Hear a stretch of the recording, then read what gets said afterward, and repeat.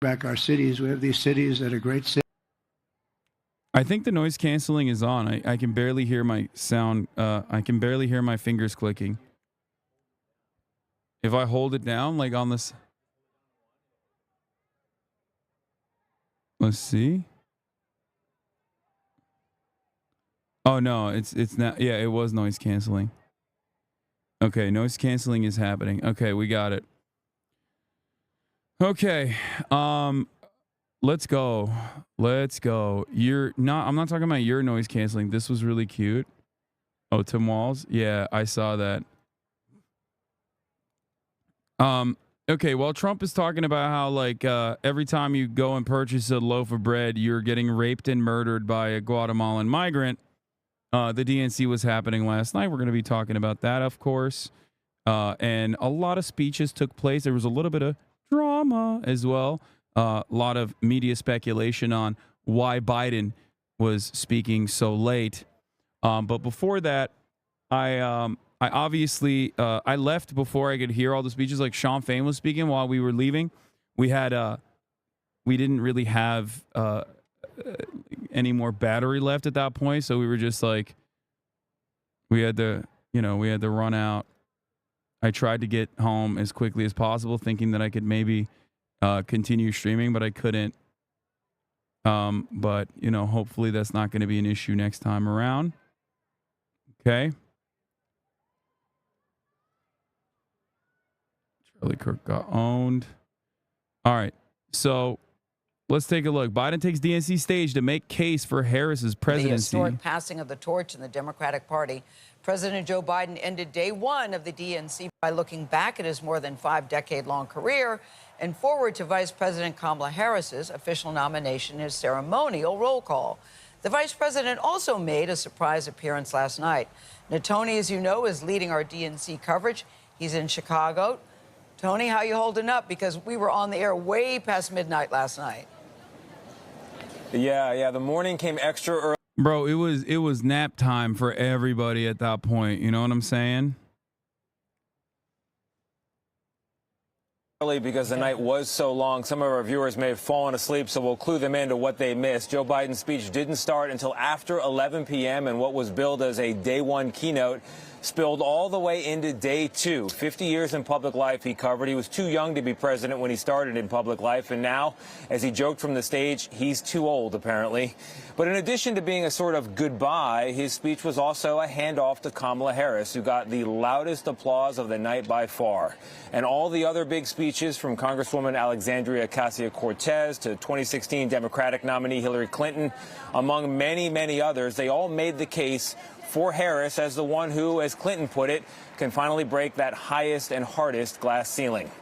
Now, one thing I will make note of that I personally appreciate is that Kamala Harris never talks about the glass ceiling. That's not even a point of consideration. It's very, in my opinion, it's an awesome thing to not pay attention to. It's an awesome, because it's a horrible, in my opinion, talking about the glass ceiling is a very silly way to try and do, political campaigning in general. Like, you're a politician. You need to create team loyalty with your policies. You can't just have team loyalty and demand team loyalty because you're just like a woman and other women are going to be excited that you're going to be the president or anything like that. Or at least it hasn't really worked in terms of political campaigning. It didn't work with Hillary Clinton in 2016. So I do appreciate that. As a matter of fact, I was listening to NPR Politics last night, and they were literally talking about how cool it is that, or how smart it is that Kamala Harris rarely ever brings that up at all. It's obvious that if she were to become president, she would be the first Indian president. She would be the first black female president. And obviously would shatter numerous glass ceilings or whatever, but like, it's good that she is, not using that as simply, what you were doing, what, bro? Hasanabi NPR podcast night? Yeah, that's what I was listening to. Yeah. They literally played the fight song after Hillary's speech. I know. Listen, it's just like, These people are libbed up, okay? I actually was talking to Donnie earlier when we were driving in here. We came in with CNN, which was pretty sick. And when I was talking to Donnie, one thing that we were talking about is like how out of touch the DC bubble is, because, and you'll see that he's doing a documentary on like Misinfo Nation is what it's called. I think he's doing a documentary on like people online, like online commentators and whatnot in the space. But one thing that we talked about basically was that usually there is this like bubble in DC, right? And that how we were so oblivious to what was going on in the real world while we're here. Okay? While we're here, while we're in this area, which is where news are happening, and you have all of these mainstream media outlets in one area, we unironically, this is the least in tune I am with what's going on in the world. Okay? When I'm in the heart of it, it's the one time where I'm just like completely oblivious to the real world and what the fuck's going on. It is a real bubble. And Donnie brought up the fact that that's how DC is, and it basically moved here for the week. And it's kind of interesting to think about. Like, these guys, I think, are very insulated from the reality overall. I think that this is how you stay in that fucking bubble, where you're constantly surrounded by other people who are like-minded and care about the same exact things. It's like pretty easy to just like lose sight of broader issues. Now you say LA's a bubble, but you have to remember, I'm not in LA. I'm online, and I'm so fucking locked into every little thing that is happening to the best of my ability as a human being. So for me, when I'm in LA, when I'm in my streaming setup, like I'm seeing literally everything that's going on. I have 50,000 people in here like constantly fucking beaming me new things that are happening, micro changes that are occurring in the world in real time. So although online doesn't depict reality, like I feel that I am way more in tune with what the fuck is going on in the real world when I'm not when I am, not at the center of all of this stuff that's happening. You're on an island connected to the internet. Exactly. Just make sure to delete Twitter from your phone and get home. I know, I definitely will. I already hated it. I already hate Twitter. Can we talk about Trump calling Netanyahu, telling him not to accept the ceasefire? It's evil. Why can't he ask another world leader to keep killing people? First of all, is that what is there new reporting on that? But I literally was saying that, if you remember, I was... that's another lock if he did actually say that. But it was weird that they had a private phone conversation. That's like a violation of a anyway. A PBS anchor said it last night. Oh, that Interesting. Dr. Al-Ansari, welcome. The Qatari mediators are also, they talked to ABC last night in depth, but I would like to see this this statement from PBS real quick. I just need to remind you guys, I do not have the gift of prophecy. I do not have the gift of prophecy at all. Okay? I'm simply just reacting to what I see in front of me and thinking about what has happened throughout history. And that is the only reason why it comes across like I am telling you things and then they keep happening. Okay? Just like this is the reason this chatter is correct. Nixon campaign did it in 1968 with Vietnam. Reagan campaign did it in the 80s with Iran. Those are the two examples that I brought up for you guys. And that's the reason why I said this should be handled. This could be handled in a partisan manner.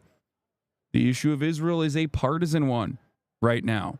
If you don't have the moral framework to recognize that genocide is immoral and wrong, you should still, at the very least, care about winning this election. And if you care about winning this election, then how the fuck are you going to let Trump run the table and link up with his loyal ally who will do his bidding? I said this literally at this point a month ago. Okay? Secretary of State Blinken is over there right now working with Netanyahu. The reporting is that former President Trump is on the phone with the Prime Minister of Israel, urging him not to cut a deal right now because it's believed that would help the Harris campaign. Damn, bro, if only there was a guy. Maybe that's why they brought me to the DNC. That's why they pay me the big bucks. You know what I'm saying? Which, by the way, I have not been paid by the DNC. Don't fucking clip that out of context, okay? I know that is something that people are talking about. How is that Diet Pepsi hitting, though? That's a real issue with the DNC. It is a real issue, but it's fine. I'll survive. I won't die.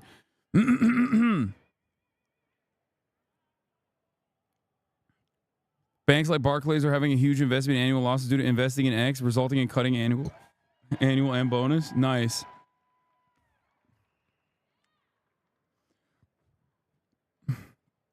Axios is saying that Netanyahu denied it. Netanyahu's office denies call with Trump about the Gaza hostage ceasefire deal. What do you mean? Last week they said that they did have this conversation.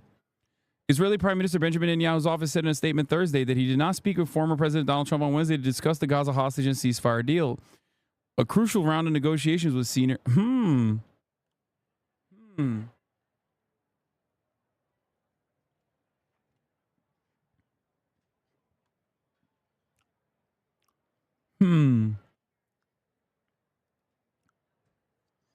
That's weird.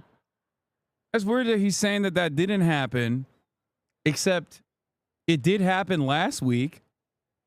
We know that it happened last week because they said it happened last week. But if Netanyahu says it didn't happen last night, then, I mean, I guess it's probably didn't happen, right?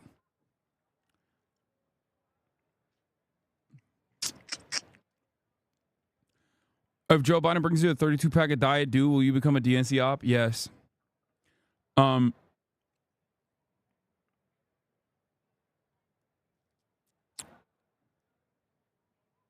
Anyway, let's continue. Axios earlier reported that Trump spoke on the phone with Netanyahu on Wednesday and discussed the Gaza hostage and ceasefire deal, citing 2 U.S. sources who were briefed on the call. White House Press Secretary Karine Jean-Pierre said in a briefing on Wednesday with reporters that it's critical to reach a deal in order to release the hostages, bring in relief the Palestinians in Gaza, and decrease regional tensions. There are 115 hostages being held by Hamas in Gaza, where nearly 39,000 Palestinians, 39,000, bro, just round up at that point. Like, it's probably more than 40. That's crazy. Anyway, Palestinians have been killed, according to the local health ministry.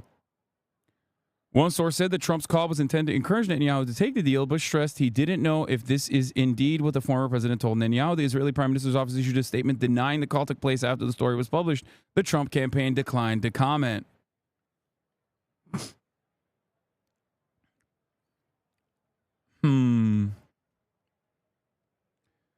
Maybe Trump had another perfect phone call in violation of the Logan Act, potentially.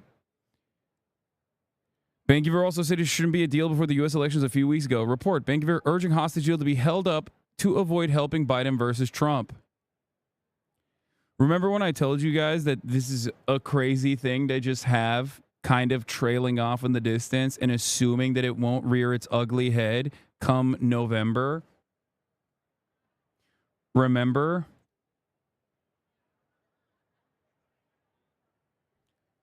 If you don't care about the morality of it, there's also an electoral argument to be made on partisan grounds. Okay? I care about the morality of it more than anything else. I think that it is immoral to maintain such a close, strong relationship with an apartheid regime, let alone keep giving them endless amounts of weapons as they are doing a genocide. Having said that, however, there's also an electoral argument to be made here. You know, just saying. It's good policy. It's good politics. It's you know, good morality.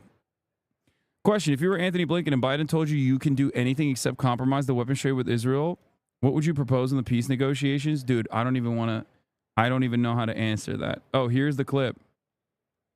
They're not allowed to do their job. If they were allowed to do their job, we wouldn't have cities that have crime rates. You look at Chicago. On the 4th of July weekend in Chicago, think of this. 117 people were shot and 17 died. This is not the right clip. You sent the wrong clip to me, I think, on accident. Afghanistan isn't anything like that. I'm not kidding when I say I don't know what more amenities we can give the police.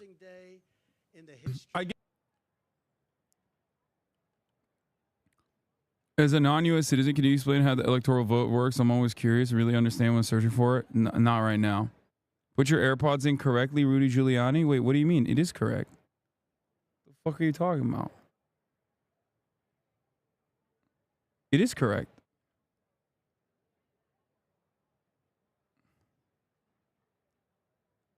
Are they not?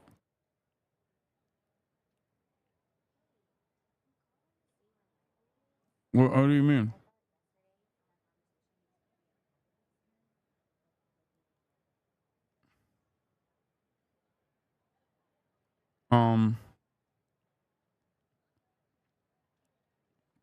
They're supposed to point down, not forward.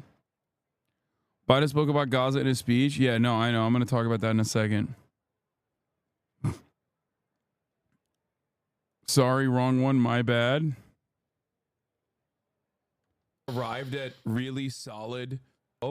Has like accidentally arrived at really solid positions overall, with one obvious, glaringly obvious weakness, which is Israel, which is just like standing there waiting to be the October surprise. That is not even a fucking surprise. The October expectation. Are you an upper or lower decky guy? I'm an upper decky guy all the way. Like, not even a question. Yeah, I always upper decky. I never lower decky. March is shocked. Guys, it's like everybody knows that Benjamin Netanyahu is in the tank for Donald Trump and is getting increasingly more unhinged every single fucking day. And like not trying to put forward like weapons transfers as a condition in an effort to curb Israel back, like in an effort to rein Israel in, is basically just allowing them to run the table. Yeah. Like their calculus is, if we say like, weapons will never be conditioned, maybe they won't try to fuck us in October. And it's like, they're probably going to do that anyway, I would assume. I don't know if they're... When I used actual chewing tobacco, I had pockets all over upper and lower. Shit was unhealthy and awesome. I agree. It's just weird, man. I don't have the gift of prophecy. What the fuck is this? How did I figure this out? How do I download this clip?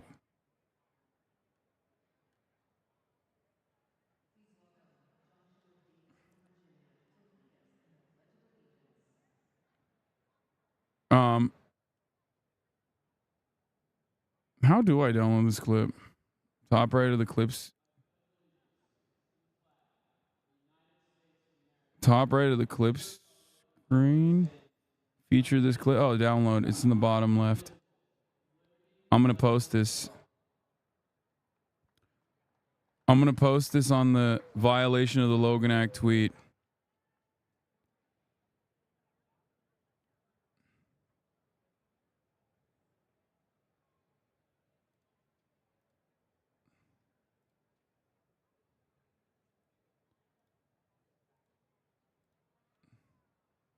I'm going to say, damn, dog. Who could have seen that coming?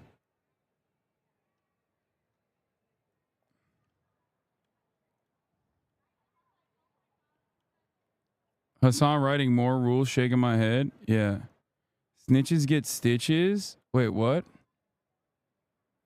Oh, yeah. I'm snitching on Trump again. It's fucked up.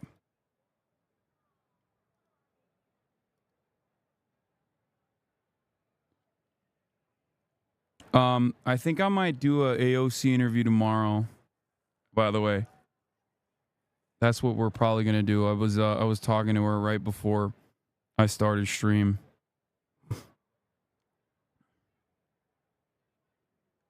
So, yeah.